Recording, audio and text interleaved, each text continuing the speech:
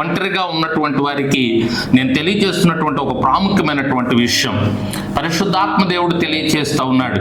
ఒంటరి జీవితంలో నుంచి దేవుడు తప్పకుండా విడిపిస్తాడు.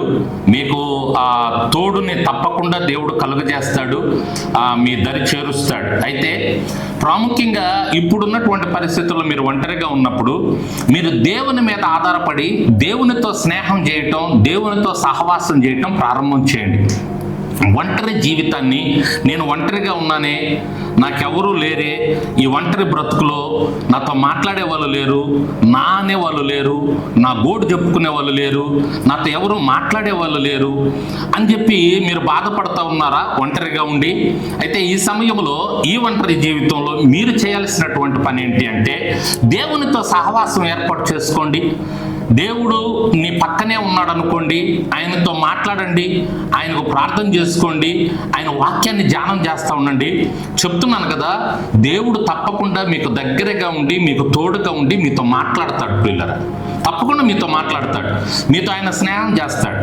మీరు ఆయనతో సహవాసం చేయడానికి ఇష్టపడి ఆ సహవాసాన్ని మీరు కోరుకున్నప్పుడు వెంటనే ఆయన కూడా మీతో సహవాసం చేయడానికి ఇష్టపడతాడు. ఆయన ఉంటే వందల మంది, వేల మంది మీతో ఉన్నట్టే. దేవునికి మహిమ కలుగును గాక. ఈ లోకంలో ఉండేటటువంటి మనుషులు ఓ రోజు ఉంటారు, 2 రోజులు ఉంటారు, 1 సంవత్సరం ఉంటారు, 10 సంవత్సరాలు ఉంటారు.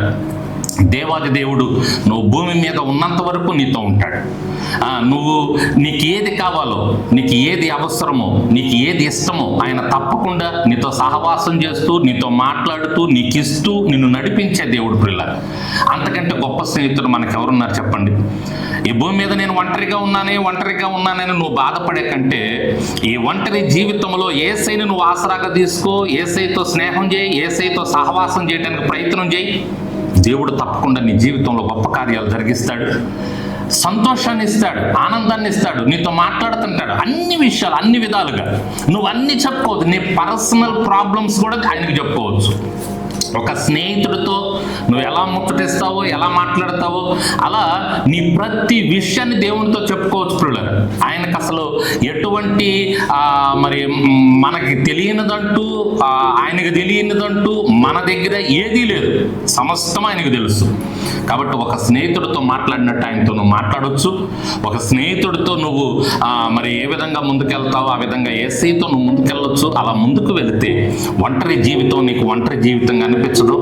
సంతోషంగా, ఆనందంగా ముందుకు వెళతావు. వందల మంది, వేల మంది కలిగి ఉన్న వారి కంటే కూడా నువ్వు మిగుల సంతోషంతో, ఆనందంతో ఆయన సహవాసంలో నువ్వు ఆ సంతోషాన్ని, ఆనందాన్ని పొందుకొని వెళ్తావు.